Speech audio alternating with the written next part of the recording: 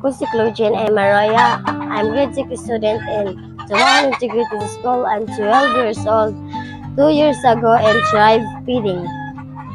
Pagmata na ko kalas 4, ipuso na ko ang banig ko man maligo, at dito din kami matutulog. And dito din kami magluluto ng mama ko.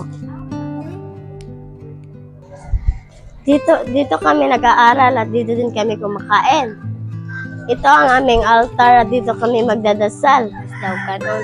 Taman ay kala 5, sirado, moato na ko skulahan. Igulin ako, moato dayon ko sa baybayon. Nya, maglimpyo na ko, kulugit na ko, suwaki.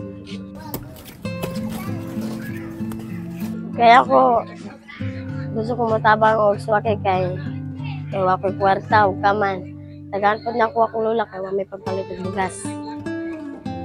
Taglugit ko o suwaki pag 10 years old na ako. Ang makwadra na ako kay naras 5, 15 o cheese. Nara na anak. Ang bata pa ako, nalagaan ako ng lola ko. Ang mama ko naman ay nagtrabaho sa Manila. Salamat sa tribe dahil binigyan niya kami ng masustansya na pagkain. Dahil sa tribe, naging malakas yung katawan namin at